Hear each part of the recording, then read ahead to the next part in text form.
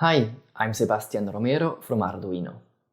In this session, I will demonstrate how to do predictive maintenance with Arduino and LoRaWAN.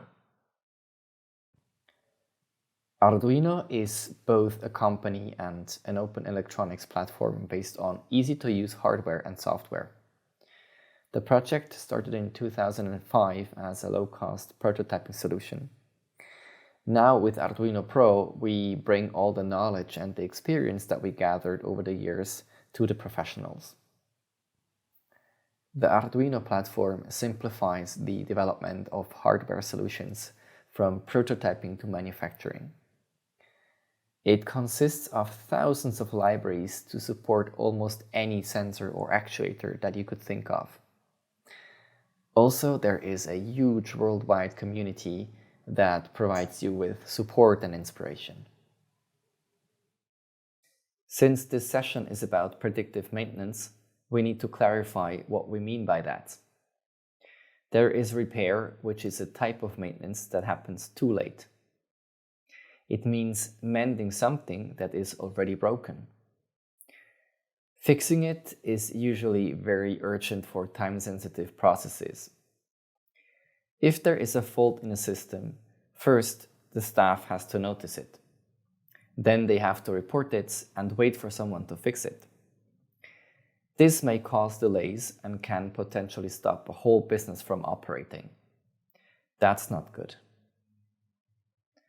Usually, when we talk about maintenance, we mean preventive measures to keep a machine functional for as long as possible. And this is failure prevention. Examples for maintenance can be cleaning, adjusting, or lubricating machinery, or even replacing parts. Now, there are two different types of maintenance: scheduled maintenance and predictive maintenance. Scheduled maintenance happens at predefined intervals, whether or not the maintenance would already be necessary.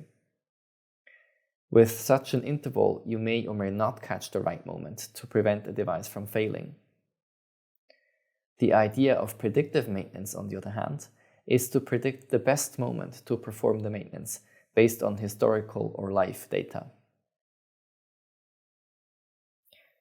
Predictive maintenance describes techniques to analyze the condition of hardware and predict when maintenance should be performed before an inconvenient moment comes, before something breaks.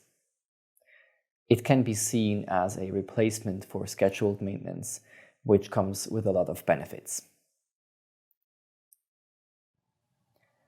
It can help you to save cost on the repair of otherwise completely broken equipment. If you perform the maintenance before something breaks, you may only need a spare part. There can be a shorter outage or no outage at all.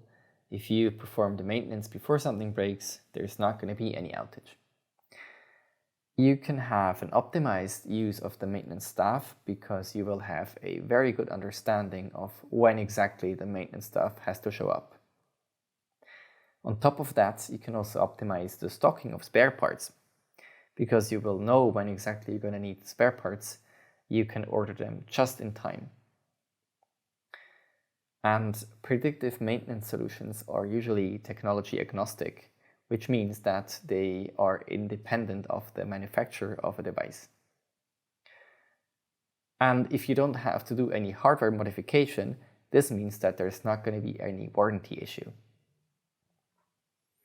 To implement a LoRa-based predictive maintenance solution, there are 4 steps involved. First, you need to choose the hardware you need for your solution. Second, you will have to make it smart so it detects what it needs to detect. Third, you will have to connect it to the cloud so the data is available anywhere. And 4, you will have to inspect the data and act upon it. First, you choose the hardware you need. At Arduino, we have different offerings when it comes to LoRa-based solutions. One of them is the MakerWAN 1310, which is a board from the Maker family. It comes with a 48 MHz microcontroller. It has a LoRa module, you can power it with a battery, and it has a secure element which allows you to do encrypted connections. Another option is the Portenta H7 in combination with the Vision Shield LoRa. Those products are from the Portenta family. The board comes with a microcontroller that has 2 cores which run at 480 and 240 MHz. It also has a Wi-Fi plus Bluetooth module. You can power the board with a battery, and the Vision Shield has a LoRa module on it. It has a low power camera that you can use for machine vision applications, and it has 2 microphones that you can use for directional sound detection and an SD card connector. And then there's the NiklaSense ME. It does not have onboard LoRa connectivity, but it's meant to be used as a sensor node, so you can connect it to one of the other boards. You can do so via Bluetooth or with a cable.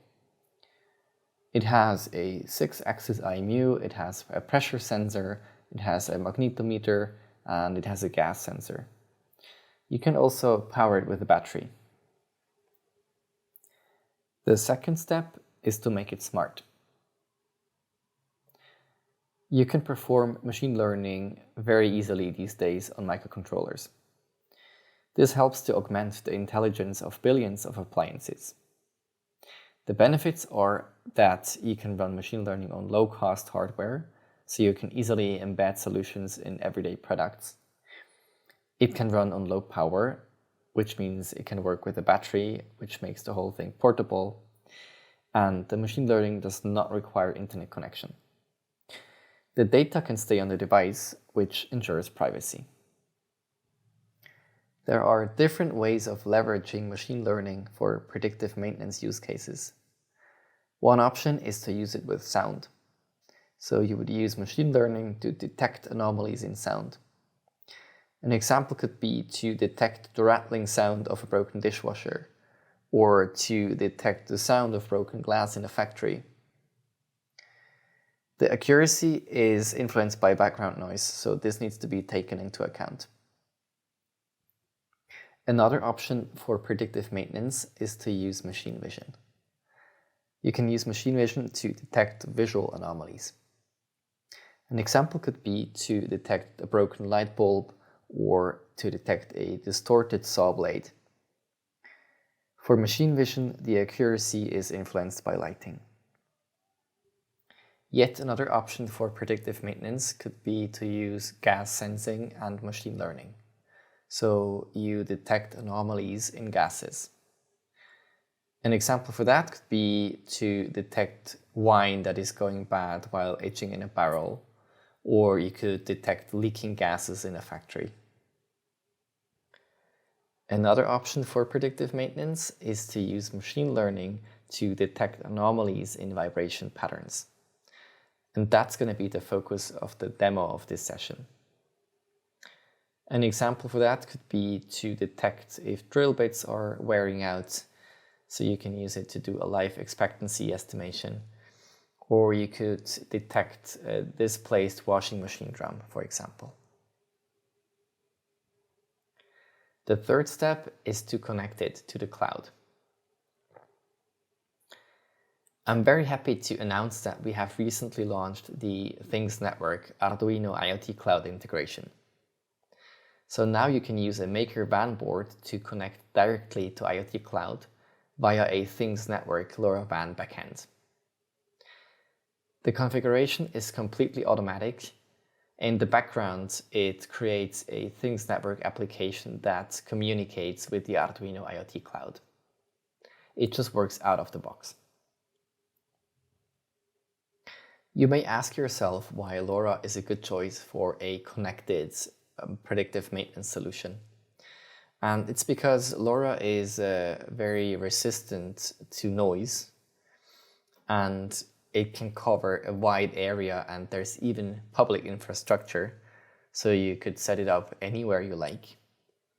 The wiring is very simple, because usually you would only need one gateway for many nodes, and it runs on low power. So again, you can use it with batteries or a solar panel, so you can install it anywhere you like outside. There's no network configuration needed, so you don't have to manage IP addresses and IP networks. And you can install it outdoors. So you could do predictive maintenance in the nature.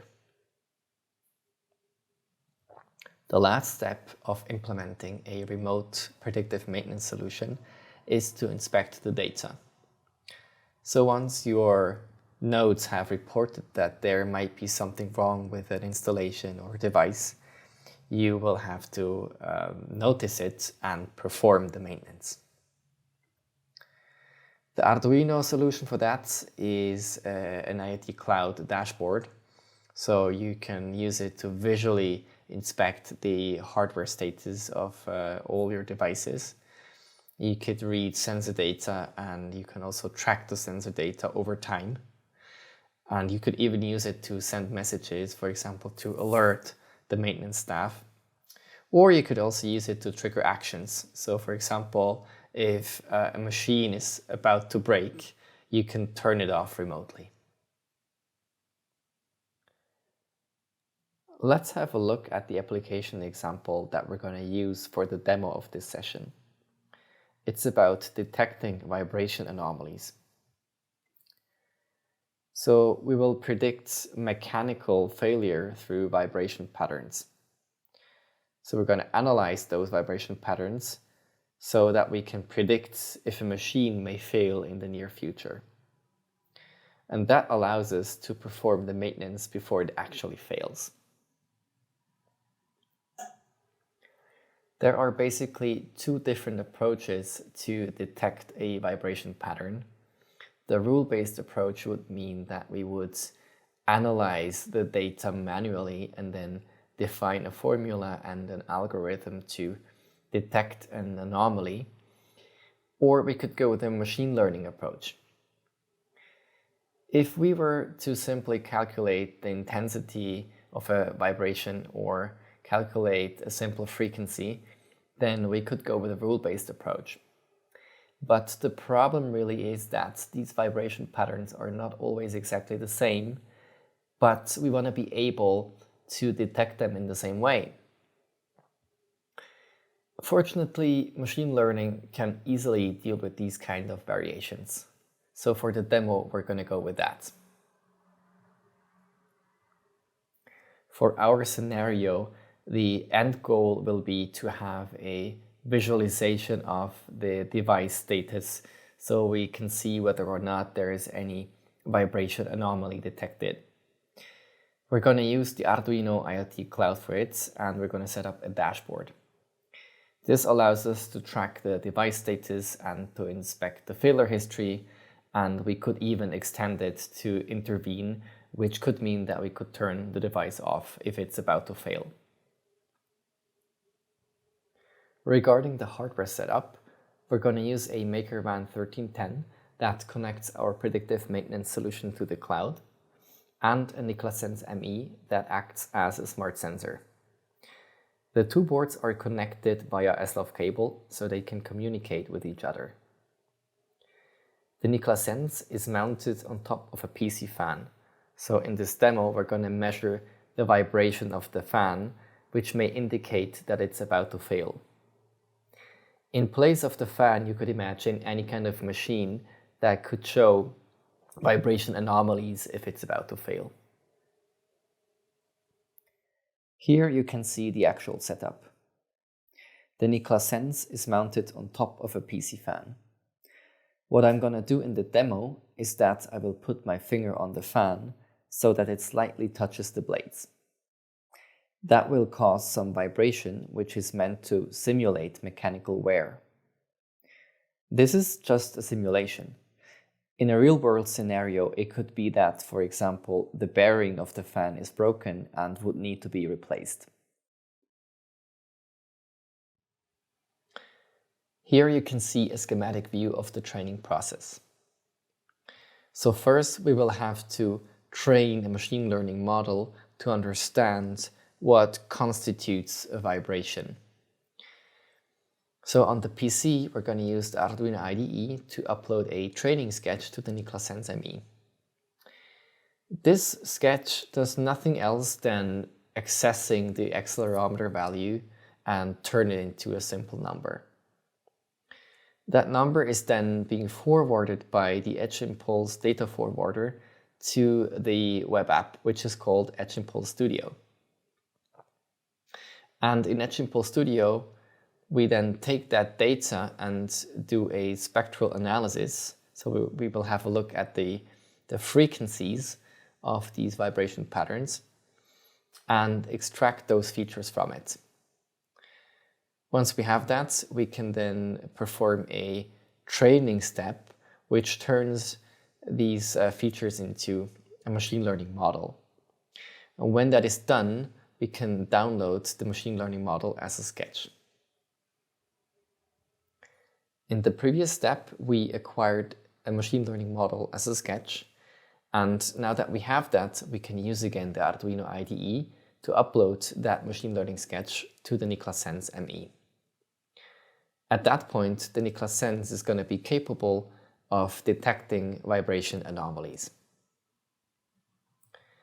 In order to connect the predictive maintenance solution to the cloud, we will have to upload an IoT cloud sketch to the host board, the MakerVan 1310.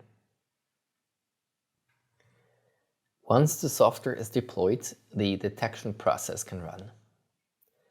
The Niklas Sense constantly reads from the accelerometer and runs a classification to see if there is a vibration or if it's running normal. Whenever the MakerVan requests the current state of the vibration, it will send that data over the cable. The MakerVan reads that data, and whenever there's a change, so when it changes from running normal to vibrating or vice versa, it's going to upload that change to the cloud. And in the cloud, there's a dashboard in which we can see the status of that variable. Back to the training process in Edge Impulse Studio. In order to create a machine learning model, we have to go through a couple of steps. So first we have to gather the raw accelerometer data, and we then have to process that data and filter it. Then we have to extract the unique features, which is in our case the unique properties of a vibration. And then we have to train the machine learning model. Step number 1, gather raw data. We're going to use the Niklas Sense's onboard accelerometer to gather vibration data. This is delivered with 3 different values which correspond to the 3 different axes. If you have a machine that actually vibrates in different directions, then you may want to use all the 3 different axes. In that case, the way you mount your sensor matters, so the orientation matters. For our demo, we're going to do a little simplification, which is that we're not going to look at the direction of the vibration, but just at the frequencies and the magnitude. So we're going to calculate the magnitude of the motion vector by squaring the XYZ values, summing them up, and then calculating the square root. On the right-hand side, you see a preview of the serial plotter, which is a feature of the Arduino IDE that shows you how this value fluctuates as soon as the vibration starts. What we will have to do in the Edge Impulse Studio is to gather that raw data and label it. If, for example, the device that the sensor is attached to is running smoothly, then we have to label it accordingly. If the device starts to vibrate, we have to classify that data as a vibration. Step number 2, process data. One important aspect when looking at vibration patterns or data that is delivered from the accelerometer sensor, is the window size. And the window size defines how many milliseconds of sensor data should be considered for a classification at a time. Because this is continuous data that we get from the sensor, so you have to define how much of that data do we want to have a look at for the classification. And the size of that window really depends on the vibration pattern. So if you have a complex vibration that maybe takes a bit of time to execute, you may need a larger window size. But if you have just a constant vibration, a small window size is probably enough. In Edge Impulse Studio, when it processes the data, it turns the data from the accelerometer into a frequency domain. So you can see at which of the available frequencies in the data there is the highest amplitude, so the highest amount of motion. And for each sensor you will get certain frequencies which are just not relevant to the motion that you're trying to analyze. And the goal is to filter those frequencies out. Within the remaining frequency range, it will try to find the peaks, and those peaks are the unique characteristics of the vibration that you're trying to detect. Step number 3, extract features. Once you have pre-processed the data, you can then generate the features, and it will extract the unique characteristics of your input data along with the classes with which you labeled that input data. In our case, we have normal and vibrating.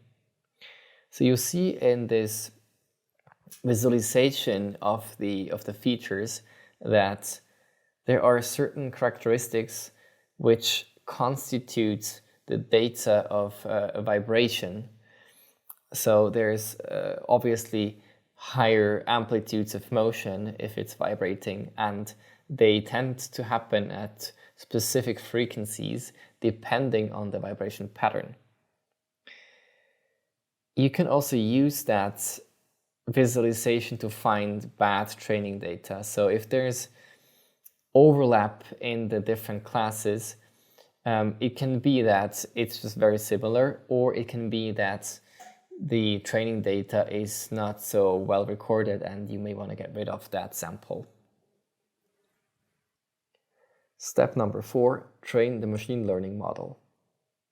Once you have those features extracted, you can train a model that is able to take a look at some input data and then tell you which class it thinks that it belongs to. In our case, we have 2 classes, which is normal and vibrating. The model learns based on the provided vibration samples. You may have to adjust the default learning cycles as needed. So for some input data, it may take a couple more cycles for the model to learn properly how to distinguish. Watch out for overfitting, which means that if you have a very high accuracy of almost 100%, it could mean that your machine learning model is a bit too much geared towards your input data. What you want in general is a machine learning model that can deal with data that it hasn't seen. So data that does not come from the training data. Now that we have learned how the training and the classification process work, let's have a look at the actual example and run through it together. The first thing that we need to do is to upload the training sketch to the NICLA Sense, which measures the vibration. In this sketch, we basically access the values from the accelerometer, and we read these values 100 times per second, so a frequency of 100 Hertz. And that returns me 3 different values for the 3 different axes. But in order to simplify the whole thing, we would like to have just one number, so just one motion vector. And to achieve that, we just take the squares of these values, we sum them up, and then we calculate the square root. And that gives us the magnitude of that motion vector. So this is a single number that we then print to the serial port. If you upload that sketch to the Niklas Sense and you open the serial port, you see that it spits out numbers. And if I tap on the board now, you'd see that these numbers start to fluctuate. There's another tool which allows you to see that even better, which is the serial plotter. And in that one, as soon as it's calibrated, you will see that the value, it fluctuates a little bit. There's a little bit of jitter in it. And if I now tap on the board, then you will see that you can clearly distinguish what constitutes a vibration. Now, in that case, I'm just tapping on it. And this is what we're going to feed into the machine learning model. So it's going to learn what constitutes vibration. Now that the Niklas Sense is ready to forward that data from the accelerometer, we can open the Edge Impulse Studio, which is what we're using to create the machine learning model. So the first thing that we need to do here is to feed it the data from the Niklas Sense. And to do so, there's a tool provided by Edge Impulse called the data forwarder. So I'm gonna start it with a frequency of 100. I choose the board and it connects to my project. Now we have to record samples for 2 different labels. So the first one would be the normal state, which is in our case the fan which runs smoothly, and the second one would be the fan which has some sort of mechanical failure. So it's going to have vibration. Let's start with normal, and let me start the fan. Now that it's running, I can click start sampling. So now during 10 seconds, it's gonna record the data from the sensor.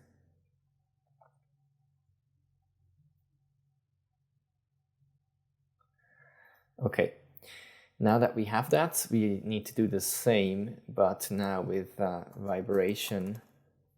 So to do so, I put my finger slightly on the fan to create vibration, and I'm gonna start the sampling.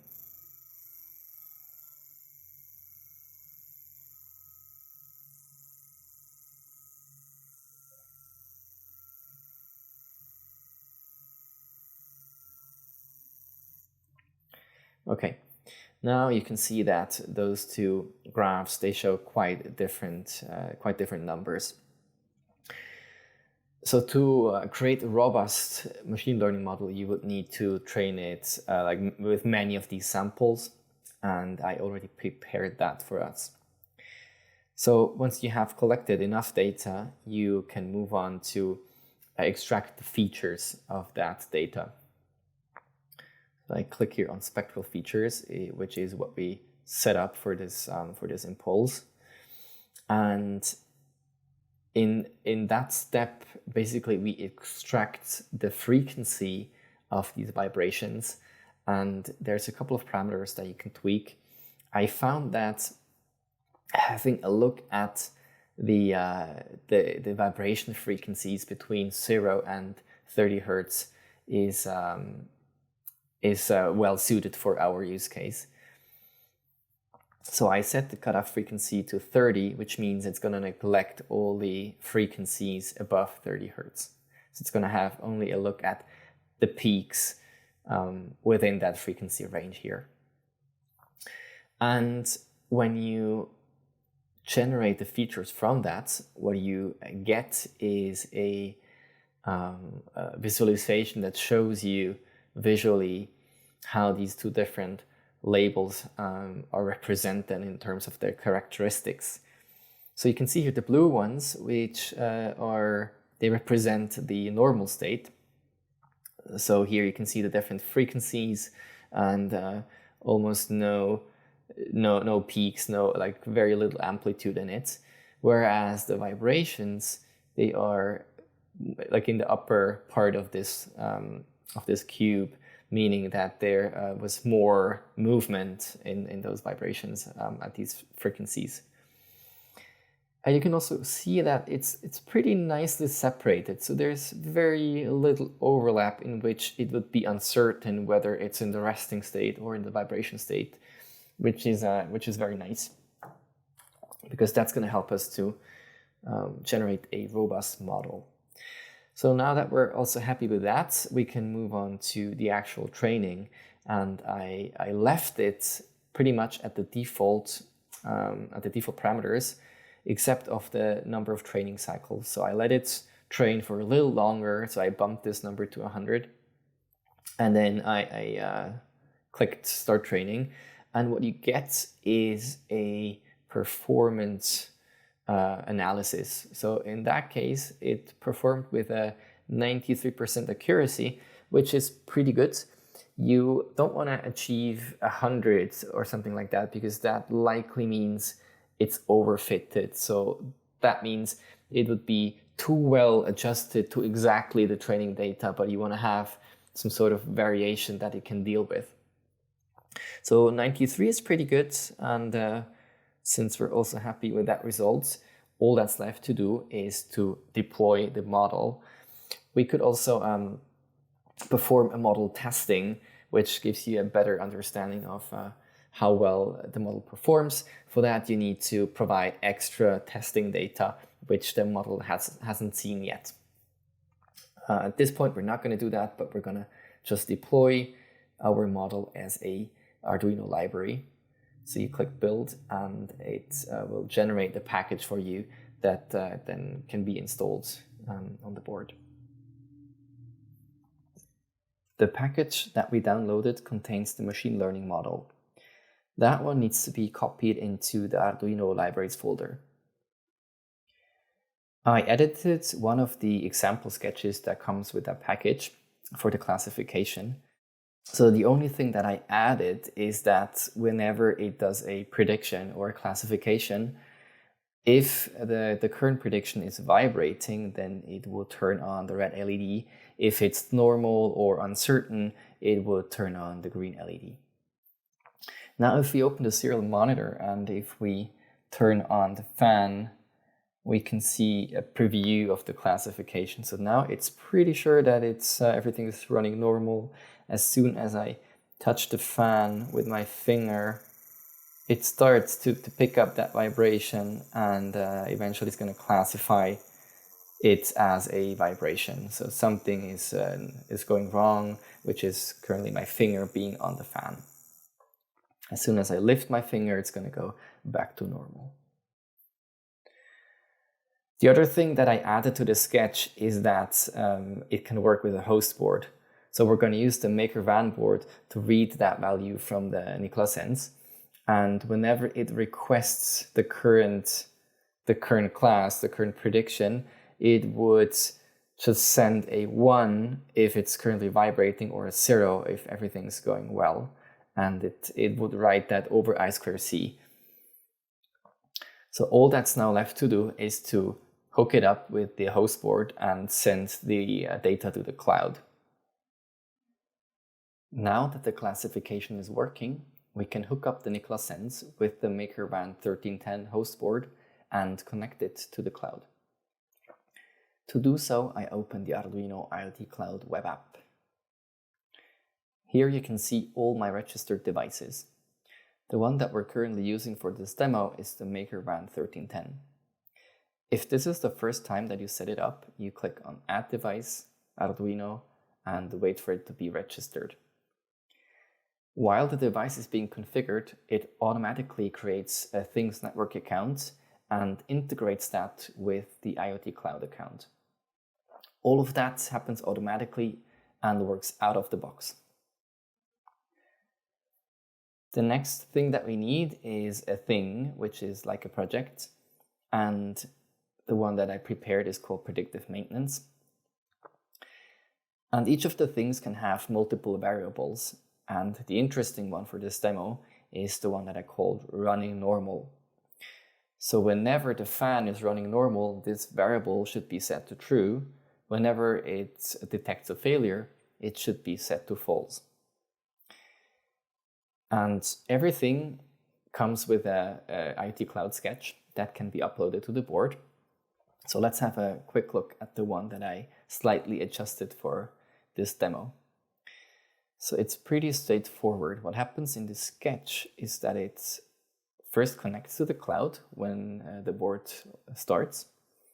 And then while it runs, every couple of seconds, it asks the Niklas Sense for the latest status.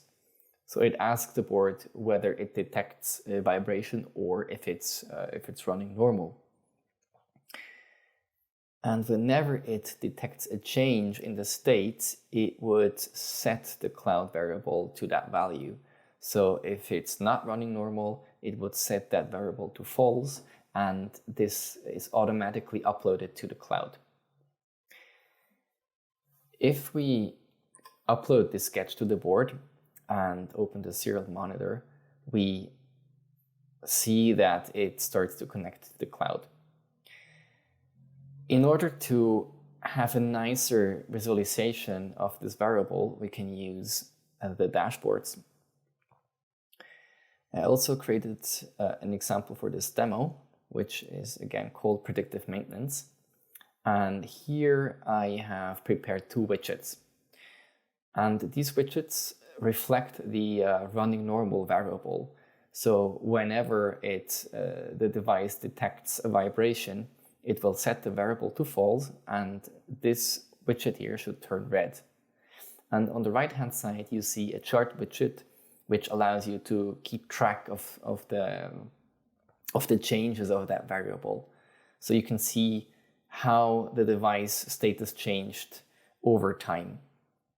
So let's try it out. I'm going to put my finger onto the fan to create a vibration, and then within a couple of seconds, we should see that reflected here.